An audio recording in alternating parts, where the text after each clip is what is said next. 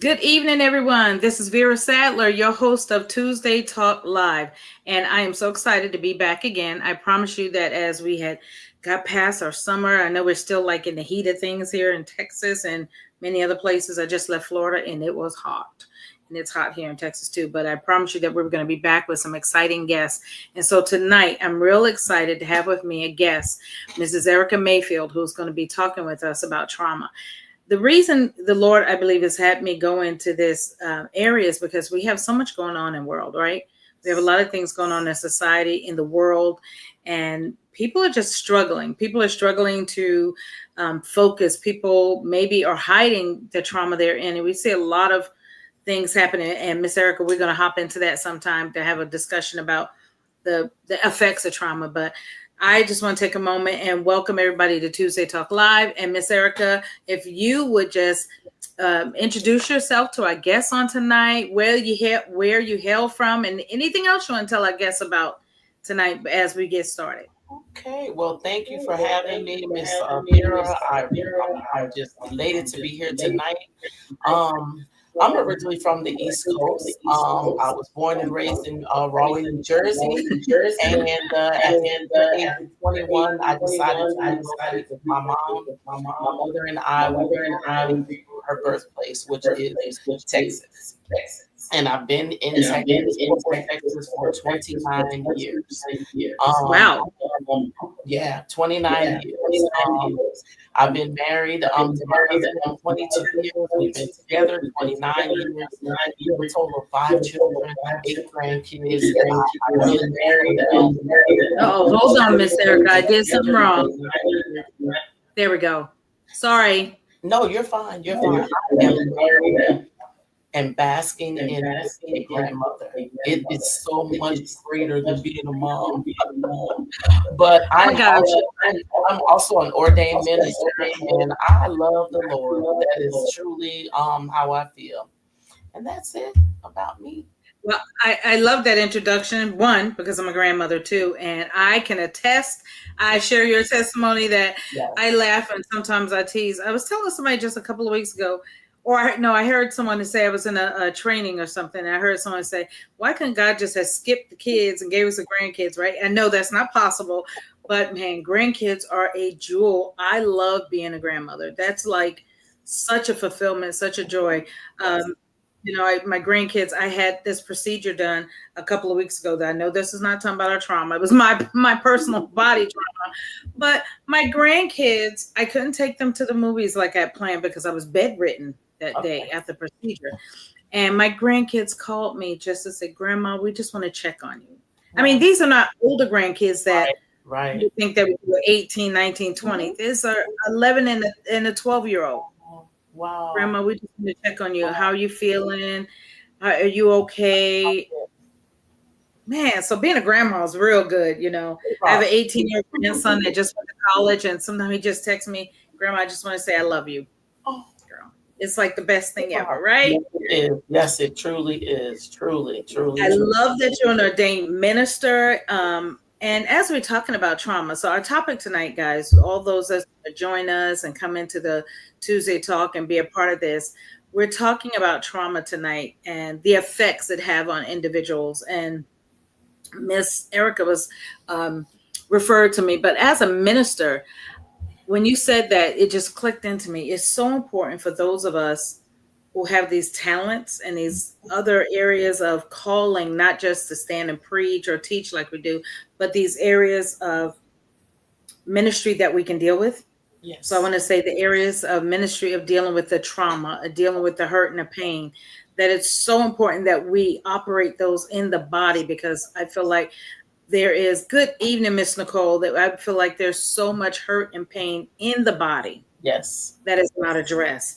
So Yes. as we hop into this subject, tell me what why you're interested in the subject of trauma and what brought you to really deal with trauma. Well, I'm a human being. I've had my own trauma, and it segued me really what God did with my trauma. It segued me into ministry and becoming an Mhm. ordained minister. All right. God allowed me to deal with my trauma at, I mean, just me and Him. not against therapy or anything, but I did not have to use a therapist. Me and God were very transparent. It was raw, it was personal, it was in depth, and Mhm. He made me deal with my trauma head on.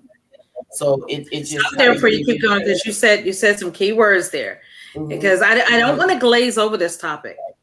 Right. Because one, you guys heard her say she's not against therapy because some people don't get what they need. But the way you were able to hear what God, you said it was raw, and I'm going to type these up because Yes. I want people to hear that. You said it was raw, Hmm. it was transparent, Yes. and there was another word you used that I missed, but raw and transparent Depth. It was really like and deep. in depth. Yes. Okay. Really deep. So Really deep. and that allowed you to be able to. So, okay, I have to ask this. I know you. I'm gonna let you finish, but I have to ask this. You said it was raw and in depth and transparent. Was it always like that when you were in pain? Because I know I had some traumas that I tried to put it under the sand and bury them, and I didn't want to talk to anybody about them. What made them surface? So you said, "Okay, God, I can't do this anymore. I have to bring this to you." Well, you ever been really sick of yourself? So that's what brought Yes, it. ma'am.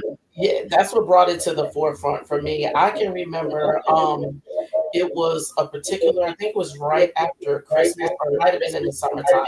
My father had come to Texas, as he normally would, to visit me. And I had dropped him off at the airport. I was back at home, and I was standing in front of my window in my bedroom at that time. And I began to cry, but my cry went into a weeping. And Mm, it allowed me to drop to my knees. And I said to God, was like, I'm sick of myself. I'm sick of my well, behavior. I'm sick of doing the things that I'm doing and getting the results that I'm getting. And it began, and God began when I say it was raw, because that was the first time that I could be just raw, transparent, in depth, truth, personal with God. And He began to show me myself, because I was married at the time, and I'm still married. And I always, my husband, we were having difficulty in our marriage, and I wanted to point the finger at my husband. But God continued to tell me, I'm not talking about him, I'm talking about you. woo, And I was like, oh, I that's was like, painful. yeah, it was. That's why I said it was it was raw. And that's the way God deals with me sometimes. He is just raw, transparent, depth. And I guess he has to be, because he knows that I'm hard headed. That I won't get it the first Okay. time, the second time, the third time. Maybe about the 20th time. He's like, okay, daughter, you finally hear me. So he began to show me my my Hmm. attitude, my vocabulary, my responses. Wow. And I did not like them. I internalized things for at least 3 years. I was like, oh, I don't like it. I'm like, you have a nasty attitude. Your responses are nasty. I see myself as what I was. I was selfish.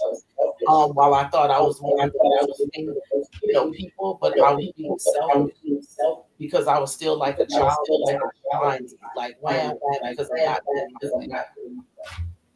Would you say that what you just explained as the pain, the hurt, I would say the selfishness, Mhm. the lashing out, the responses that sometimes we don't even realize that we're doing, the way we behave. Would you say that was a result of your trauma? Yes, yes. Because that was the inception of me looking at myself, but it led me all the way back to my childhood. And I'm Mm. still going back and reflecting on things and like, wow, that is the cause and effect of this. My Yes. Yeah, yeah. So yes, that was the beginning. I would say, I don't remember when that was, but that was over 15 years ago. Definitely over 15 years ago. And that was the inception of me and God going back, tracing my steps back to what why I was the way that I was, why my behavior was the way it was, why I thought the way I did, and why I was so selfish. Yeah. And I guess, Erica, one of the reasons why I wanted you to go back and talk about that is because sometimes people think we're just on here talking about a topic, right? That we don't have any, what I want to say, any meat or any skin in the game. It's the Hmm. term I want to use. We don't have any skin in the game, but you do. I do. I had trauma that I hid, that I covered up. One, first, the trauma was almost, it was emotionally and mentally, it was like in my subconscious, but when it came to my the forefront, I still didn't want to address it. There are a lot of things I feel like cause us to hide our trauma. Yes. Shame, Yes. guilt. We feel like it's our fault if things have happened to us. If mine was an abuse that happened to me, I thought it was my fault. And just different things. So the trauma begins to perpetuate in a cycle that we don't realize. So the spirit of rejection and hurt, and I've shared that in some of our other encounters, that rejection, that spirit can continue on, and if we don't deal with our trauma, if Yes. we don't recognize it, we don't address it, if we don't come raw before God, if we don't peel back the layers, Mhm. whether it's in therapy, coaching, Yes. Yes. someone, just before the Lord, and say, here I am, these are Mhm. my issues, we then see the effects of it. Like you said, hey, your responses, you have people, you can say one word to them and they automatically take it from Yes. here, they catastrophize everything, or they say, you could say hello and they say, was she just saying hello to dismiss me? So Mhm. I think, we really need to, I want to dig a little deeper into trauma. One of the things I studied when years ago was trauma informed care. But before you can get to trauma informed care, you have to know what trauma is, right? We have to Yes. talk a little bit about trauma. I have all kinds of stuff sitting here, girl. So don't mind me if you see me flipping papers and pages. You're fine. Dealing with individuals that you've dealt with, have you found that people are most forthcoming, or it's more of, let's just talk about the, and you, it's constant peeling back? I think it's probably 50-50 because sometimes some people you encounter are very transparent, they're very vocal, they want to share. While I just recently talked to my even my 15-year-old granddaughter, and she was very reserved about her trauma. So to get her to open up and to be vocal, I just did a little texting right here in my home office, and I had her, turn her back to me. I turned my back to her, and I said, "Speak what your trauma is." And Mm. like I said, it's just 50-50. Some people are ready, are right there at the cusp where they're wanting to get it out, to take that burden off of themselves. They want somebody to know, they want to share. While other people have the behavior, and you understand and know that there's trauma behind it because behavior is was actually mine. So I'm like, I recognize what type of trauma you suffered from because I recognize the behavior. Yeah. What would you say are some of the causes of trauma? Because we're talking, that's a very broad term for some people, like trauma. What do you mean I'm traumatized? If someone was to walk up, when I do classes, especially at with the women in prison, I say, if someone was to say this to you, what are your immediate reactions? And it's so funny. They're like, I would say, you traumatized, not me. So if you were to talk to somebody and to try to get them to realize what trauma is, how would you say that or describe trauma to them? Well, I mean, if I was talking to someone, I would just ask them what, in their own words, define trauma. My trauma Mhm. personally was sexual abuse when I was a child. And it's been on by different people doing different things. And then I suffered sexual trauma when I was 17. I was sexually assaulted by a childhood friend. And it's funny because I was just thinking this a little bit before we went on, and I was thinking about, when you do share your trauma and how someone else responds can impact you. And Mhm. at the time that happened, I was a teenager. I told my best friend, and her response was like, "You just wanted to be with that person, so that's your reasoning for saying that it was a sexual assault." And that was not, and it caused me to be quiet some 20 something years, um, later, and now I'm in my 50s and I could openly speak about, what Wow. trauma is. And that's what my trauma was sexual abuse. And the behavior that resulted from that was anger. I became promiscuous. I was in my behavior, like I said, I was selfish. Um, and that's what I always classify it as this, like someone went and inflicted sexual trauma, sexual abuse upon me, and opened up Pandora's box. That to me, when it says Wow. it just was like whatever, anything. And I used alcohol, I used drugs to try to cope. I found that those were not, necessarily my vices. Um, like I said, lastly, the only thing that was therapeutic for me was Jesus Christ. Yes. And I'm going to put this up here so that people can see what we're talking about. But when we're talking about trauma, we're talking about something that deeply, not just, oh, I had a bad day. No. That's not what we're talking about. We're talking about something that is deeply disturbing and disruptive event in a person's life. And you alluded to sexual abuse, physical abuse, emotional abuse. I would even say financial abuse, any abuse of any type. Trauma can be someone was in a car accident. Yes. I knew someone that was in a severe car accident, and from there they had trauma, so they never wanted to drive. They never wanted to be. They would ride. Excuse me. They would ride with other people, but they didn't want to drive anymore. So trauma is really related to something that is very intense, very deeply disturbing, and an event, a death of a. We talk about the grief Yes. that is associated with death or loss, but loss can also be traumatic. It's very traumatic. It's disturbing. It's deep. It goes to the very core. So trauma goes to our very, very core and our very, very root.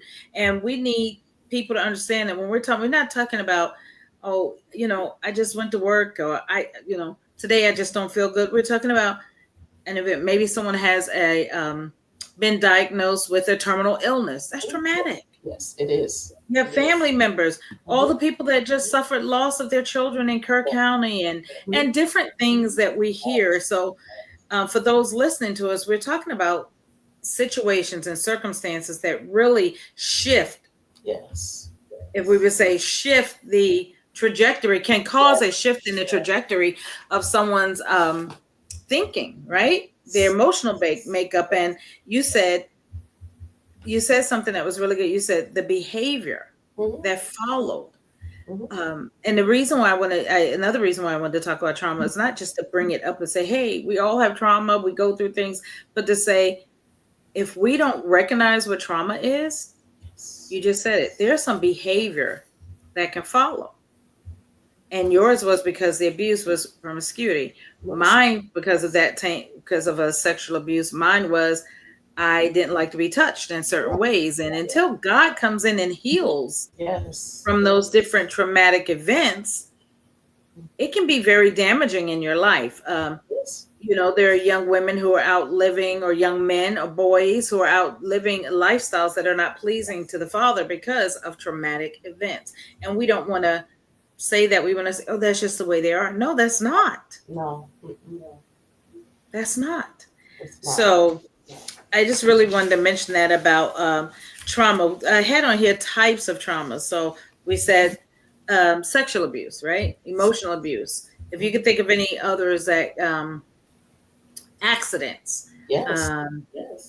Illness. Any others we could think of? Natural disasters. Just life events. I mean, like a loss of a job, a loss of a marriage. Oh my gosh. You know what I mean? Yes, definitely. These are traumatic events. They are severely traumatic. I don't know if anybody listening has ever experienced that, where you lost, here's your income. Yeah. Or, we sometimes look at men in a certain way, and we don't give them the grace that we need to, because a real man who's a provider, a caretaker of his home, loses a job. That's traumatizing. Yes, it is. How do I go home and tell my wife I don't have the income now to meet the needs of our family? How do I, you know, let her know that I'm no longer the provider, the one that she can depend on? So things can be more traumatic than we give weight to.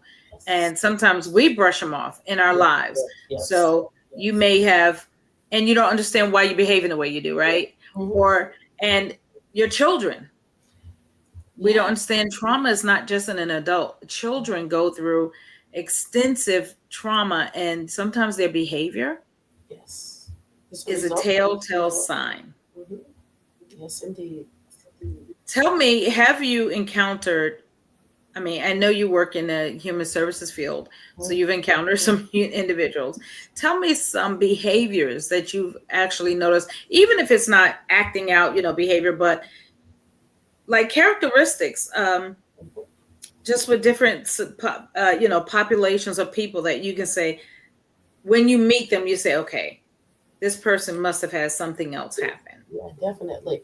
I think the one thing that I love to identify is when I see children and society or the school system puts a label on them and categorizes them, or they're or a child with behavioral issues or what have you, or they just don't have the right temperament, as other normal children, so to speak.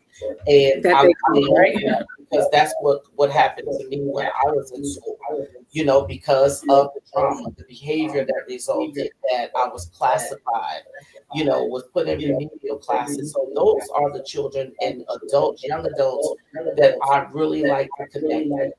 And what I Okay. always like to do is just step back and just give like an assessment. Let them just operate in their own skin and say, wow, there's something deeper. You know what I mean? There's something going on, or there's something that happened to this child. And what I often try to do is try to connect, and meet them where they are on their level, and because you have to earn their trust, number one, in order to get Mhm. to be able to, confide in you.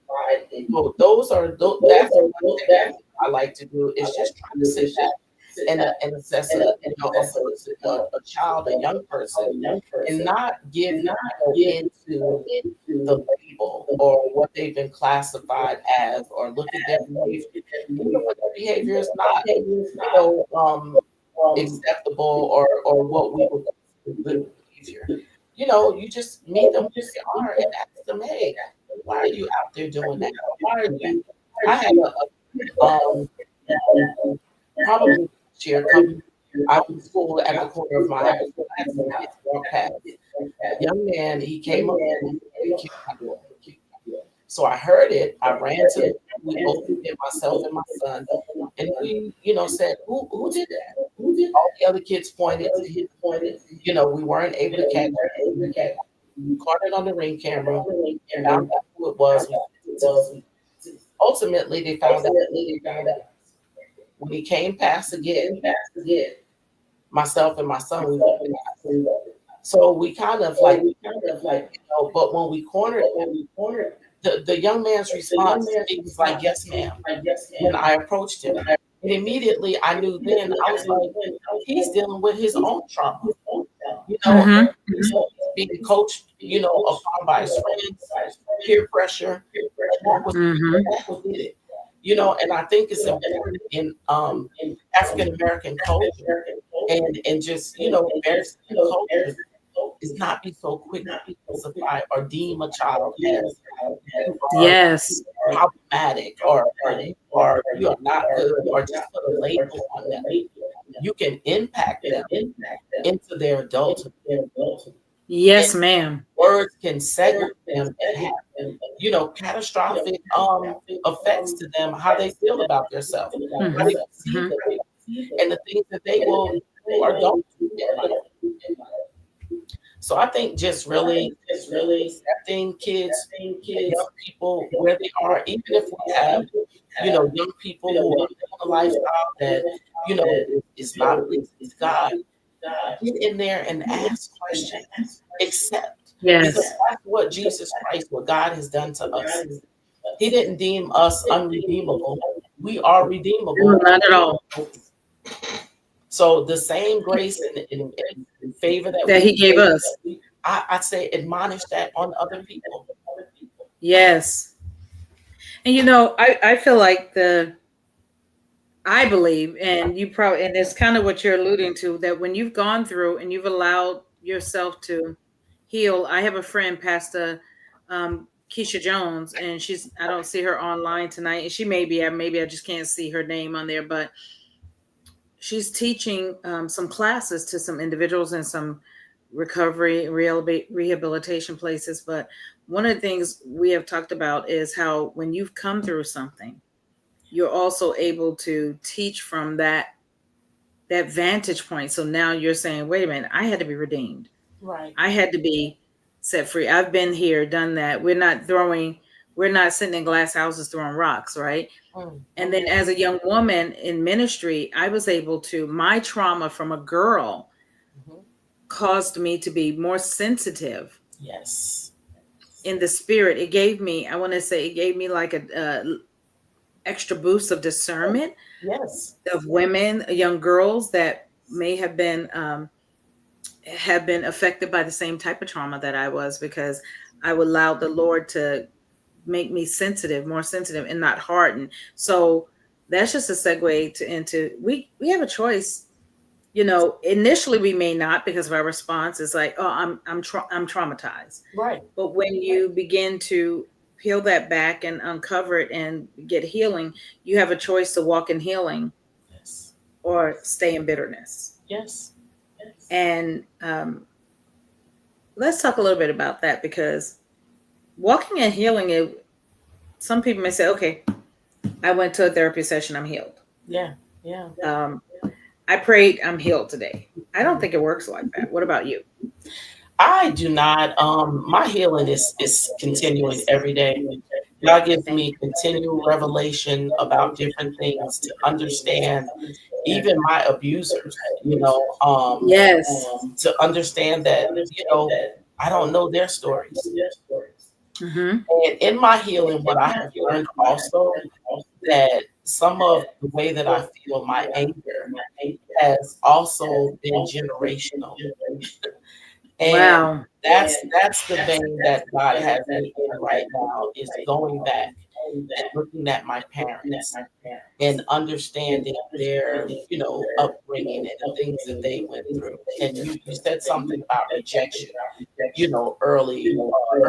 And I've understood in me and Jesus Christ going back and looking at my dad, and I understood that in his upbringing, he suffered from a spirit of rejection, from his dad, from his mom, from my grandparents, and because of what happened to me, he suffered from the same spirit. It's generational. So what I'm doing now is getting my healing so my children can heal, so my granddaughter can heal. So as my children and my grandchildren go forth, they don't take that spirit of anger, that spirit of rejection, and I can teach them and show them the avenue, the way to heal from that. Yeah. Yeah. So I love how you said that, because to be honest, sometimes, and I just want to put practice walking through healing, because healing is not a one time event. And you were saying God is constantly revealing things to you. And for me, there are things that want to pop up. Yeah. And again, like you said, it's a constant, wait a minute. I don't have to respond that way anymore. Right. I don't have to allow that to affect me anyway anymore. God, you've already showed me who I am, or you've healed me in that area, so I don't have to be responsive to that. And our behavior, our responses are sometimes they're protective, but lots of times they are learned behaviors from uh, our Yes. upbringing, our socioeconomic, all of that, our environment. They're learned. So one of the things we used, you don't let anyone tell you what to do, treat you any kind of way. They put their pants on the same way. Well, that was, Mhm. it was okay, Mhm. but it caused me to have, after I've gone through this hardness, gone through abuse with my grandmother, gone through some other trauma, it caused me to have such a harsh Yes. view on dealing with people, even sometimes people in authority. Yes. So I had to learn how to, whoa, let's reel that back. Yes. And how do I really respond to individuals that I may be feel like I'm in conflict with because of that mentality, and Mm-hmm. that person was abused. Right. And Right. so they were trying to teach me how. Mm-hmm. And I love the way you say, so that your daughter, your granddaughter, your legacy is not anger, abuse, respond in this way. But so I was responding how, because they couldn't defend themselves, maybe now they're trying to teach me how to defend myself better. And even though I had some trauma, but I'm trying to, so sometimes we push people to Mm-hmm. a certain way that's not necessarily the response that God wants them. So I had to learn how to reel that back, Yes. Yes. because I can be a barracuda. If I'm sure a lot of us can, but I can be a barracuda. And some people that have gotten to know me say, she could be, and I'm not talking about the harsh, I'm not talking about the person who's perfectionist or love to do things with excellence and stuff and one thing some. I'm not talking about that. I'm talking about the person that can get uptight, that when you cross me, I could be a barracuda. But so I've had to learn to say, oh, whoa, whoa, whoa, whoa, whoa. Yeah. That's not God's response. But I had to learn, like you said, where was that coming from? It came from my root of trauma. Yes. Yes. That my trauma of rejection, my trauma of abuse, my trauma of pain caused me to say, respond. I was very prickly, Yeah. for lack of better terms. I was very, very prickly. So I had to learn not to be that way. Oh, we're sorry if there's a feedback in the sound. Nicole, I tried to turn it down some. It's She was almost saying like there's a our little coping feedback. mechanism, our defense mechanism. That's what it was. Yeah. Yeah, yeah, yeah. And that's what I learned. So I was looking at post-traumatic stress, Mm-hmm. and it was talking about some of the symptoms of that. And some of you maybe around a person and you're trying to understand their behavior. Mm-hmm. So we want to kind of maybe talk a little bit about, and you just said that the young boy's behavior Mm-hmm. was a result of his Yes. trauma. Yes. I wonder if our guests and anybody, whether they're watching tonight or whether they will watch in the future, will comment and admit that they've suffered. Because I think the first time we think of PTSD, we always want to just throw it on the military. Mm-hmm. Oh, those are the people that go to war. But in our own minds, some of us are at war in our homes, Mm-hmm. on our jobs, in whatever situation, circumstance we're in. And I wonder how many people would admit that they've suffered PTSD or still suffering. Mm-hmm. You described your behavior as PTSD, Yes. Yes. promiscuity, anger, Yes. whatever. Mine was, if you say something I don't like, Yes. I'm going to. I was telling somebody the way I used to talk, and they're like looking at me like, you? Mm-hmm. Because they know the godly, encouraging, uplifting, pray you through person. And you know the person that was behaved that way. But that was my PTSD. Right. Right.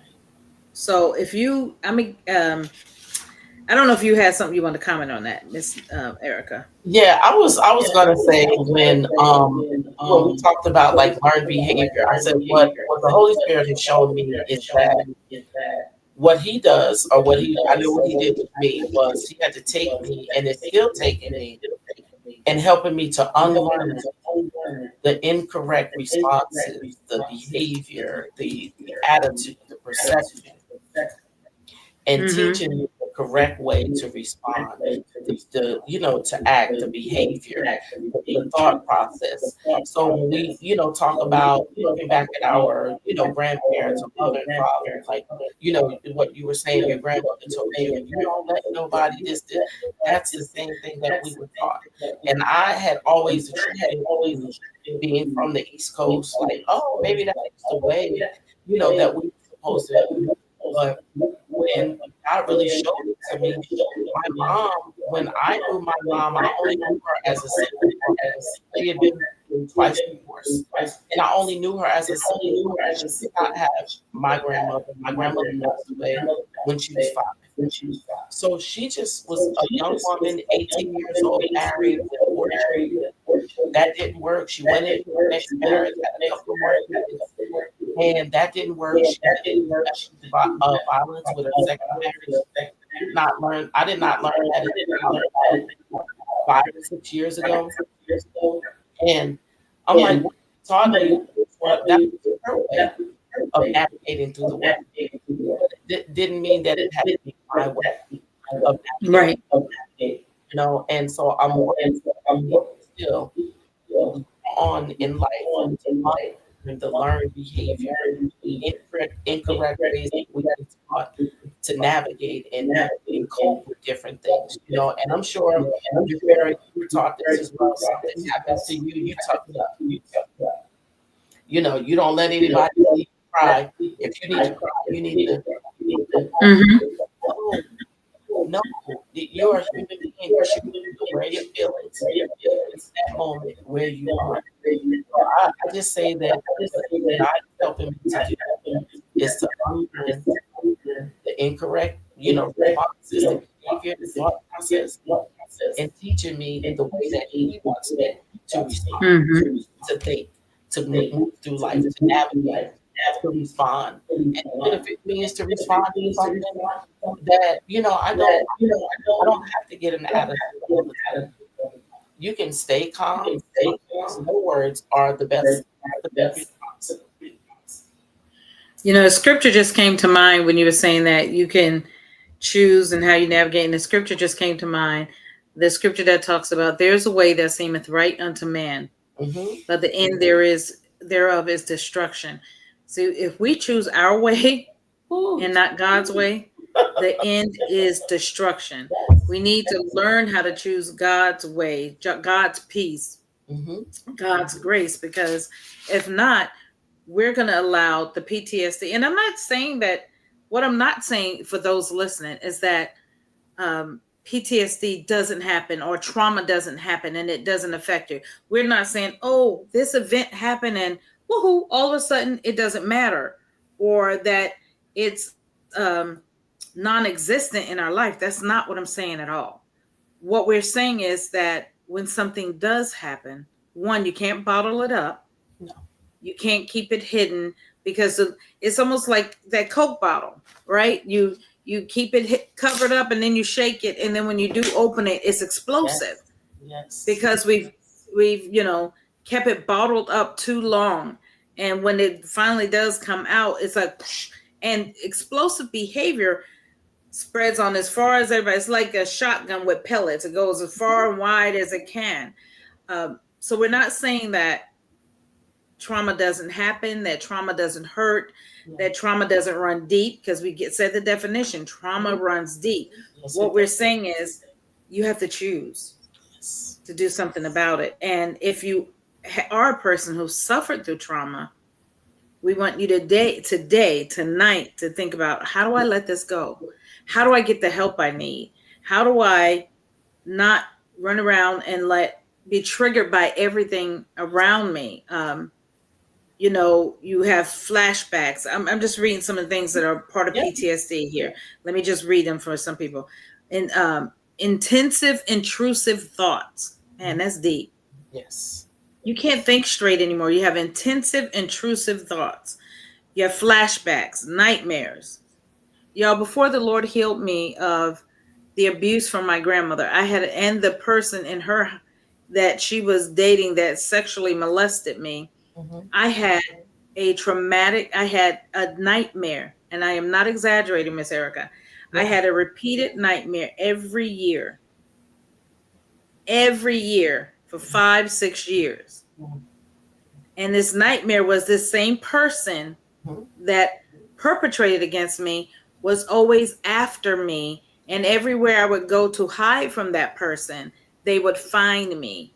And right before they would attack me again, I would wake up like, Mm-hmm. in this cold sweat, I barely can breathe, because I was having, it was like I was physically or mentally reliving Mm-hmm. trauma, but through my dreams in different ways. So you have nightmares, you have anxiety, you could be around a person or in a place, and smells, Yes. Yeah. different things trigger Big you. trigger. Yes. Sometimes people, yeah, triggers. They Mhm. go into a deep depression. Yes. They withdraw, Mhm. or if they're not just, or they withdraw. You ever see people overcompensate in their Yes. behavior? I've seen people do that, and you're like, why are they acting like that? What's Yeah. wrong with them? But Yeah. it's because they're trying Yeah. to cover the trauma. We Yes. wonder why kids are bullies at school, because they're learning that. Yes, they Maybe are. they're being beat and bullied at home. Hmm. Yes. So we're saying tonight that we're talking about trauma because we want people to realize that there is help, there is hope, Yes. because you have two women here that have gone through some trauma, but we've also done the work. And my friend Keisha always says, I'm talking about her again. Mhm. I'm sure she'll watch this when she's not teaching or whatever, but she always says, you can't just, you can go talk to somebody, but you have to do the work. You Yeah. can say, you can acknowledge it, but you have to do the work. Whether the work is getting raw before God, like you said, or if Yes. it's going to therapy. Like sometimes you have to go to therapy session. You can't Yes. do it on your own. So That's right. you got to do a lot of things. Um, Sorry, I just had to throw that in there. No. I think one thing that people should know, that trauma is not yours. You didn't ask for that to happen to you. Wow, that's It was good. not self-inflicted. So it's not yours. And it's almost like what I feel like at times it's like a weight, a backpack. We put on our back, we get up every day, you pack it on your back, and you carry it. And I think that a lot of people, they don't realize it's almost invisible, but you're getting up every day and you're putting your trauma back on your back. You're carrying it on your shoulders. It's manifesting in your mental health. It's manifesting in your physical health, in your thought process, your speech, your attitude, how you deal with people in relationships. But your trauma is not yours. It's not yours to carry. You did not ask for this to happen. It's not your fault, but it's not That is so yours. good. It's not yours. I've never heard anyone um, say it that way. I mean, I've heard it say we shouldn't be carrying our burdens and stuff, but never heard anybody describe it like that. The trauma is not yours. Um, and when you said, because is that where a lot of us take on the guilt because we own the trauma Oh yeah. Oh or yeah. the shame? Oh yeah. For myself, I constantly said to myself, because my abuser was in my family and he was married into the family. So all the time when he would come around, I had that just the whole trauma keep coming back and keep coming back. And when he would just, get close to me, he would pick me up and I was, still a little kid and he would slide me down in front of him and I would be stiff. And, now as an adult, I was like, that wasn't my fault. Mm-mm. That was not my fault. So I just say to anyone who's listening, watching, your trauma is not yours to carry. You have to leave Mm-mm. that with the person that inflicted that trauma upon you, but it's not yours because we That take is so that good. guilt on. We take that guilt on so many times. Like, why? Maybe if I would have done this, or maybe if I wasn't there, or maybe if I had, got up and left, or maybe if I would have done this or done that. It's not yours. That is such a powerful healing statement, because I know many of us think that way, especially women. Mhm. Maybe if I didn't look a certain way, maybe if I didn't act, maybe I acted a certain way, maybe I presented myself a certain way that caused this person to think that I wanted this, or, Right.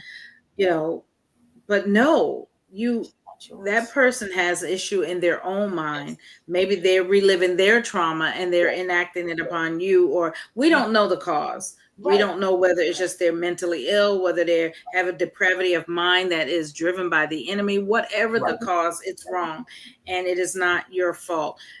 If a car accident, a job loss, Right. unless didn't go to work and do what you're supposed to Of do, course. that's the difference. But um, those things, and just use myself for example. When I lost my job, my one of my job a couple of years ago, Mhm. before I really dug into the coaching and doing what I do now, when I lost a job, and was a manager at a place, and I was just told, "Hey, we're riffing your whole department or your whole area." It was 9 of us. Um, Out of 9 of us, I think 8 of us or 7 of us were believers.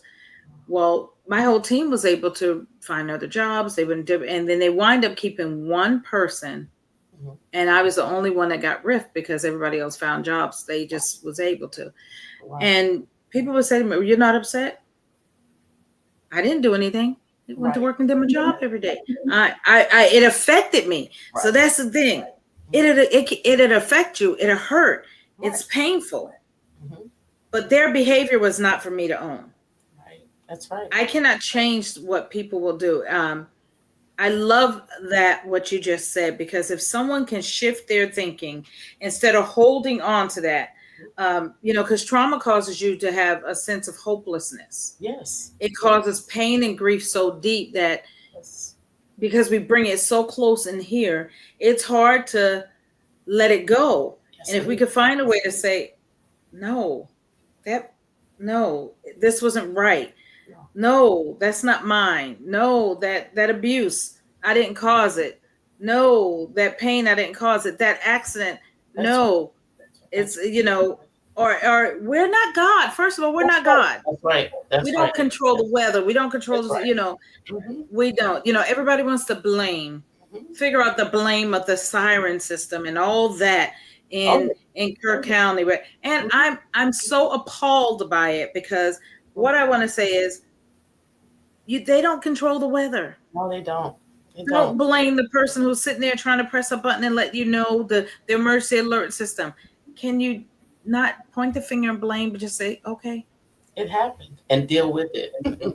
and deal with it? And so it may sound a little crass sometimes saying deal with it, but if we don't deal with our trauma, we're gonna become, we stay victims, Yeah. and then we then maybe may choose to victimize. Yes.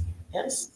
I've seen, working with the ex offender population for as long as I had, or have, I've Mhm. seen a lot of people are victims. They were victims, and then they chose to victimize. Yes. And so when we don't deal with our trauma, we shift our trajectory in life, when it can be going, okay, this happened.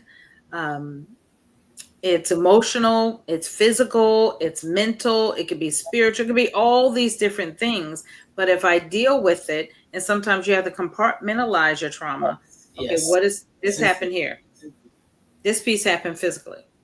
This Mhm. piece happened most. Compartmentalize it and deal with each section. But if we don't, we remain a victim, and then sometimes we can victimize. Yes. Yes. And I didn't want to be a victim anymore. I wanted to get well because I Mhm. had by this time I had my own daughter. And as I said before, I was in that mode. I was being selfish. There was a time when, myself and my husband, we were thinking about, breaking up and ending our marriage. And I'll never forget this. I was riding down the freeway here, and God told me, He said clearly to me, He said, "So you want to take away the very thing that from your daughter, the very thing that you planted." And I mean, it hit me. So what God was saying initially was like, you never had your dad, you know, your dad was not in the home with you. So that's what you want to do to your daughter. And Miss Vera, I'm telling you, that was the beginning of when God started to show me myself that I had to Mhm. confront myself. And even though I didn't like it, I wanted to continue because I wanted him to pluck out everything that was so bitter, that was so Mhm. ugly, so displeasing, but it was not only displeasing to God, it was displeasing to me. Yes. I didn't like who I am. And I was like shocked, like, wow, you are really something else. And I had to turn my focus from looking at my husband or looking at other people. And God said, I want you just to look at yourself. And that And that's went where on. healing came, right? Yes, yes, yes. It is. It really is. He started to pluck things away. He moved people out of my life. Began to I mean, I have my first Bible that is in the binding has is come away from the I use that Bible every day, and I read something, and the person that I found that was so profound to me in the Bible was David. I was like, Mm, wow. I was like, he did this, but he's still after God's own heart. And I couldn't wow. believe it. I just couldn't believe it, and I just read it, kept reading it, and God just kept drawing me closer and closer and closer. But as I began to get closer, there were certain things I stopped doing, ways I stopped eating. I stopped associating with certain people.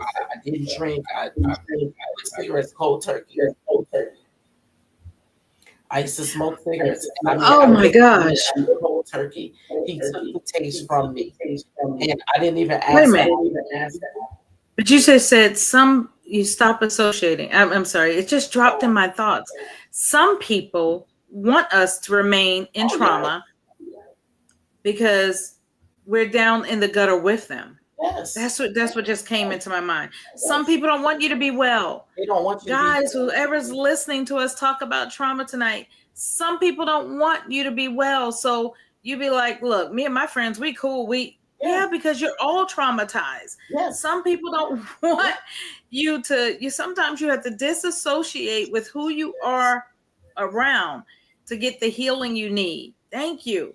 Thank you, Miss and Erica. I will add this to it. And many of the people that I kind of had to disassociate myself with, they were my family. They were my Mm, they're in trauma, and I'm just like, no, I don't want to be like that anymore. I don't want to be stuck. yes. I don't want to stay traumatized. So I have to separate myself from you. And I learned as me and I keep walking, it's okay because I'm enjoying this side. But yes, you are correct. Many people are associating themselves with, who you're talking to, you're dumping your information out on, feeling like, oh, that's my friend. I can do it. They love it because it's chaos. It's drama filled. It's nothing speaking that Yes. it's healing, that's uplifting, that's encouraging, that's bringing you hope in hopeless circumstances. So you have to separate yourself from these individuals. And I promise you, you're gonna be fine. You're gonna find your strength. You're gonna find that you are stronger than you ever thought you could be. You'll find that you can stand firm, flat footed against whatever life brings your way, but you'll be able to deal with your trauma head on. Yes.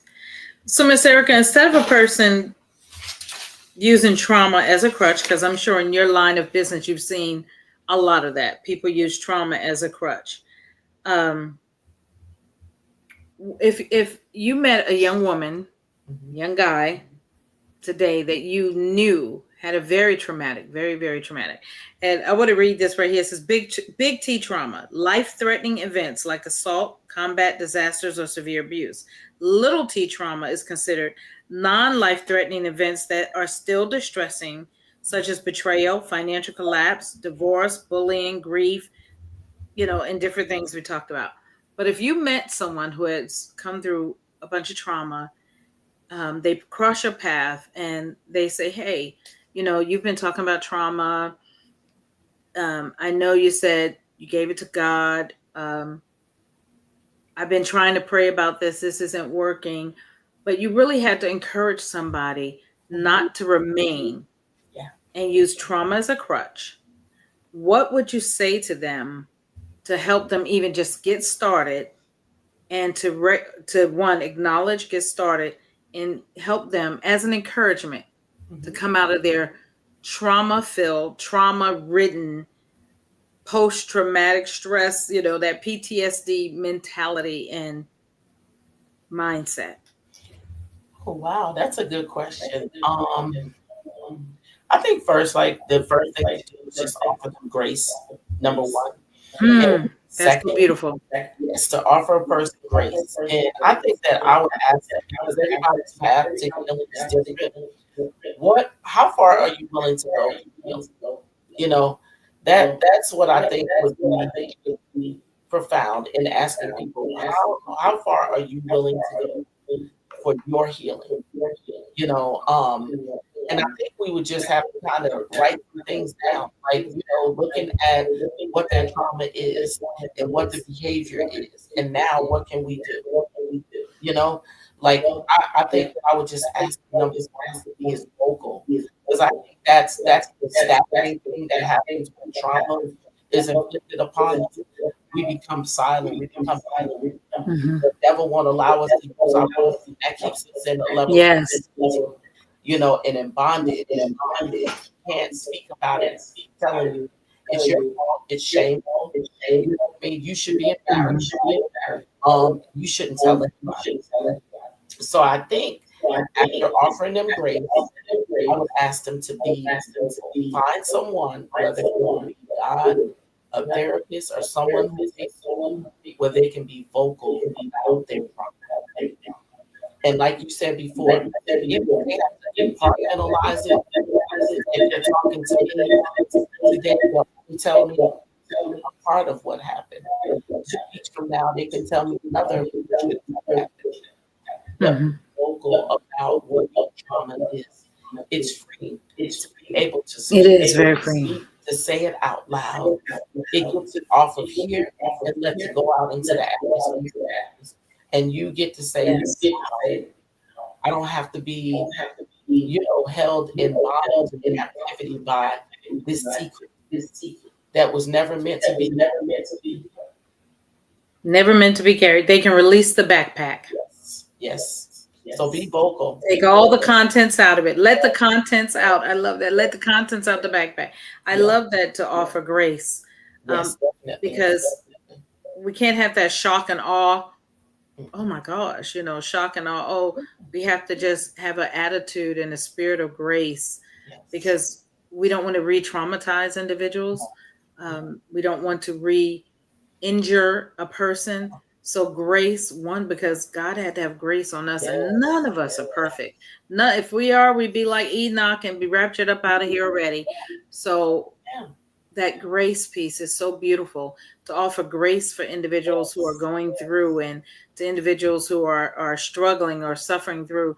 Just have a way to offer them grace. I love that. Just be free not to judge When them, you were, you know? yeah.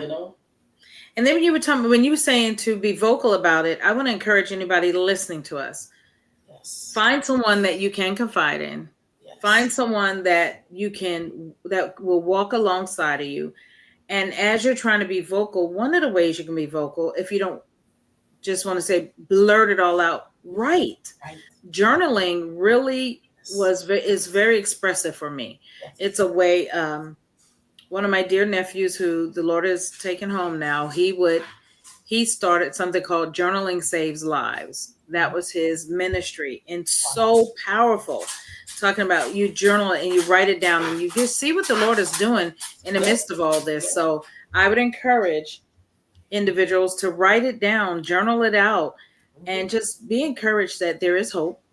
Yes. We're not all lost, that God has an answer, Yes. and there is a way to not suffer through your trauma. Don't suffer in silence. Do not. Find someone that can help you. If you need um, me to help you as a trauma informed coach, a grief coach, mental certified coach. Mhm. Um, so I have a diploma in, master diploma in coaching for grief, for trauma, for mental health. I can help you.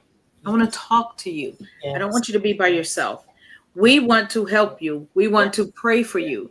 Yes. Um, I'm not just going to use my intellect just because I'm a, studied trauma informed care or mental health coaching. But the thing is, God has an answer. God Yes. has a plan, and He wants to free you and bring you through, so that you don't live in bondage. Like Miss Erricka said, there's no reason you have to stay in bondage to your trauma. Look, Miss Mhm. Erricka, thank you for coming on tonight and sharing with me and just having this conversation about trauma, because so many people sweep it under the rug. We don't Mhm. like to talk about it. We don't like to deal with it, but you and I both know it must be dealt with. It must be, you got to rip the band aid off and deal with it. Yes. Yes. And thank you for having me. I really have enjoyed it. I have enjoyed you. Hey guys, this is Vera Sattler with VLS Coaching and Women of Life Ministries, and we will be back again. But again, if you need help to get through your trauma, if you need assistance, DM me, hit me up. You look, I have multiple pages. I have my personal page, I have my Women of Life page. Just inbox me on Instagram, Facebook, however you need, or LinkedIn. Reach out to me, and I will make sure that I communicate with you so that you can get the help you need. If I'm not the source that can help you, I will provide a resource for you to help you get the help you need. Have a blessed night until we see you again next week on Tuesday Talk Live.